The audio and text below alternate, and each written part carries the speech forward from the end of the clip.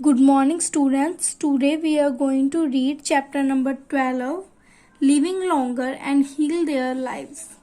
To live long and healthy life, we need many different things. लंबी और healthy life जीने के लिए बहुत सारी चीज़ों का ध्यान रखना पड़ता है. We need a clean environment. इसके लिए क्लीन इन्वायरमेंट और हेल्थी न्यूट्रिशियस फूड. जो हेल्थी और न्यूट्रिशियस से भरा हुआ जो खाना है उसकी ज़रूरत होती है. We also need good medical care. इसके साथ साथ हमें अच्छी जो मेडिकल केयर है उसकी भी नीड होती है. और long time back human did not understand disease. लंबे समय पहले जो ह्यूमन है वो डिजीज के बारे में कुछ भी नहीं समझता था. And thus did not know how to cure them. इसीलिए उसको ये भी नहीं पता था कि इनसे लड़ा कैसे जाए. Disease were considered to be a cause of god. जो डिजीज थे उन्हें भगवान का एक श्राप समझा जाता था. जैसे जैसे साइंस का और जो मेडिकल साइंस है उसमें प्रोग्रेस हुआ उसके साथ साथ जो डिजीज है वो क्यों हमें डिजीज होता है और कैसे हम उससे फाइट कर सकते हैं उसके बारे में भी लोगों को पता लगने लगा है. Several methods of diagnosing disease have been developed. जो काफ़ी मेथड है डिजीज से लड़ने के वो डेवलप हो चुके हैं. Thousands of medicine are now available. हज़ारों किस्म की जो दवाइयां हैं आज हमें वो अवेलेबल हैं. And more are being developed to treat this different disease को ट्रीट करने के लिए डिफरेंट काइंड्स की मेडिसिन और भी बहुत सारे जो तरीके हैं वो काम में लिए जाते हैं. In this chapter we will look at some major developments in the field of medical science. इस चैप्टर के अंदर हम क्या पढ़ेंगे? Major development. किसकी मेजर डेवलपमेंट? मेडिकल की. The clinical thermometer. Often when we fall ill our body become warmer. जब भी हम अधिकतर बीमार होते हैं तो जो हमारी बॉडी है वो गर्म हो जाती है. This is known as fever. इसको हम क्या बोलते हैं? फीवर, बुखार. Fever is a sign of a disease. जो फीवर है वो किसी बीमारी का साइन है. When you complain that you are not feeling well, your parents touch your forehead to find out if it is warm or not. जब भी हम बीमार होते हैं और हम बोलते हैं कि आज मुझे अच्छा नहीं लग रहा है, मैं वेल फील नहीं कर रहा हूँ, तो हमारे पेरेंट्स हमारे फोरहेड के ऊपर हाथ रख के देखते हैं कि हम गर्म हैं या नहीं. But this does not give a correct idea the fever you have. लेकिन इससे भी हमें करेक्ट पता नहीं चलता कि हमें फीवर है या नहीं है. So they measure the temperature of the body with the help of a clinical thermometer. इसीलिए जो हमारी बॉडी है उसका टेम्परेचर मापने के लिए क्लिनिकल थर्मोमीटर है जो उसका यूज किया गया. Temperature is a measure of how hot और कोल्ड समथिंग इज. टेम्परेचर कैसे मेजर होता है कि कौन सी चीज कितनी ज्यादा हॉट है और कितनी कोल्ड है, गर्म और ठंडी. It is measured in degree Celsius and degree Fahrenheit. अब इसको कैसे मेजर किया जाता है? या तो डिग्री सेल्सियस से या डिग्री फ़ारेनहाइट से. The clinical thermometer was invented bye Gabriel Daniel Fahrenheit. The stethoscope. When you are ill, you go to a doctor. The doctor examine your chest and back with the stethoscope. जब भी हम बीमार होते हैं हम doctor के पास जाते हैं और उनके पास स्टेथोस्कोप होता है जैसे कि इस पिक्चर में दिखाया हुआ है. डॉक्टर उससे हमारी चेस्ट और जो बैक है उसका एग्जामिन करते हैं. The doctor is able to listen to the sound of your heart and your breath. इसकी मदद से जो डॉक्टर हैं वो क्या सुन सकते हैं? हमारी हार्ट बीट है और जो हम सांस लेते हैं उसको सुन सकते हैं. It help them to find out what you are suffering from. इससे डॉक्टर को पता चल जाता है कि जो पेशेंट है वो किस चीज से सफर कर रहा है. The stethoscope was invented by a French scientist called Rene लायनिक.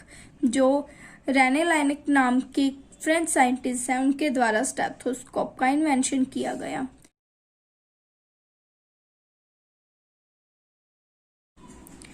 Microscope. A microscope magnifies a teeny object and make it look much larger. जो माइक्रोस्कोप है वो छोटी चीज़ों को बड़ा दिखाने के लिए यूज किया जाता है। It help us to see things which are too small to see with the naked eyes. ये हमें हेल्प करता है उन छोटी चीजों को देखने के लिए जो हम अपनी आंखों से नहीं देख सकते।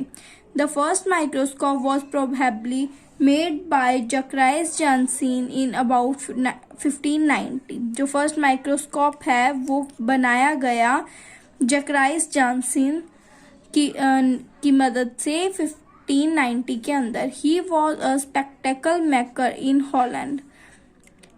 Several scientist help to improve the microscope. और भी कई साइंटिस्ट थे जिन्होंने माइक्रोस्कोप को इम्प्रूव करने के अंदर अपना योगदान दिया। The microscope contributed a lot to the development of medicine. जो माइक्रोस्कोप है उसने जो मेडिसिन हैं उनकी डेवलपमेंट के अंदर काफी कंट्रीब्यूशन की। With its help scientist were able to see for the first time the germs that cause disease.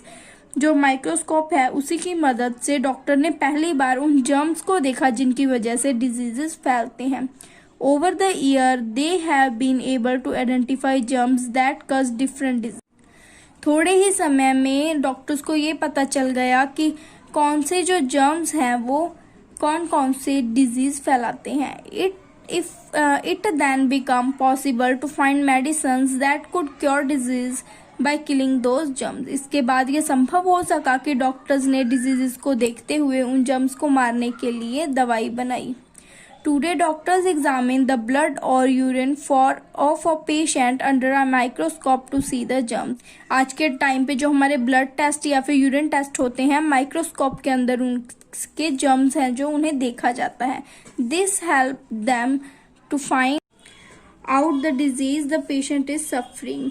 इससे उन्हें हेल्प मिलती है ये जानने के लिए कि पेशेंट कौन से डिजीज से सफर कर रहा है। Machines that can look inside your body. Several new machines have been developed which can look inside your body and produce pictures of it. X-ray machine can be take picture of the inside of a person's body.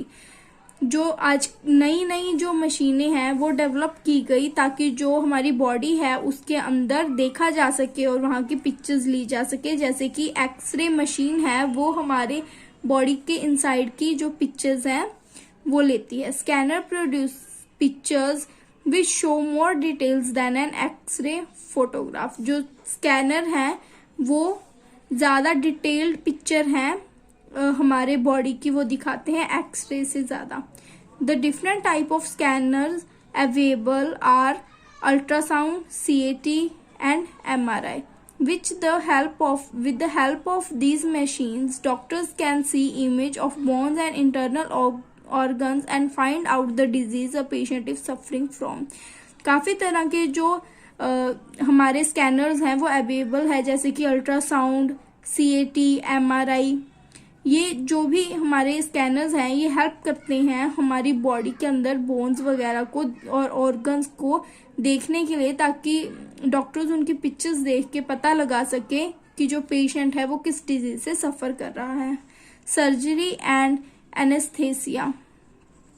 Sometimes to treat a defective organ in the body it is necessary to cut open the body and operate on the organ। कई बार जो हमारी किसी organ है body की जो defect हो गई है जो काम नहीं कर रही सही से उसे सही करने के लिए ऑपरेशन करना पड़ता है। This is known as surgery. इसी को सर्जरी बोलते हैं। Through surgery it is possible to repair the organ and cure the disease. Surgery की हेल्प से जो हमारे ऑर्गन्स हैं जो काम नहीं करे उन्हें रिपेयर किया जा सकता है और जो डिजीज है उसे खत्म किया जा सकता है। In some cases it is also possible to repair the organ with a healthy one. कई बार ऐसा भी होता है कि वो ऑर्गन जो हमारे सही से काम नहीं कर रही उसे दूसरी ऑर्गन के साथ जो सही ऑर्गन है उसके साथ उसको बदला भी जा सकता है, उसको रिप्लेस भी किया जा सकता है। Ancient Indian texts mention surgeries being practiced in ancient India। Surgeries are very painful earlier. Now doctors make the patient unconscious before operation। जो सर्जरीज है पहले की सर्जरी थी वो बहुत ही पेनफुल होती थी लेकिन जो आज का टाइम है तो डॉक्टर पहले पेशेंट्स को अनकॉन्शियस कर देते हैं ऑपरेशन से पहले ताकि उन्हें ऑपरेशन के टाइम पे किसी भी पेन का फील ना हो, so that they do not feel the pain. Doctors give the patient anesthesia to make them unconscious. जो डॉक्टर्स हैं वो एनेस्थीसिया दे देते हैं पेशेंट्स को ताकि वो अनकॉन्शियस हो जाए. Chloroform was one of the first drug to be used as an anaesthesia. जो क्लोरोफॉर्म है इसे यूज किया जाता है. The first operation using chloroform as an anaesthetic was performed on 18 November 1847. जो फर्स्ट ऑपरेशन है जिसके अंदर जो क्लोरोफॉर्म है उसका एनेस्थेसिस्टिक रूप में प्रयोग किया गया है वो कब हुआ था? वो ऑपरेशन 18 नवंबर 1847 के अंदर. तो बच्चों आज के लिए इतना ही. आई होप आप सबको वीडियो समझ आई होगी. Thank you.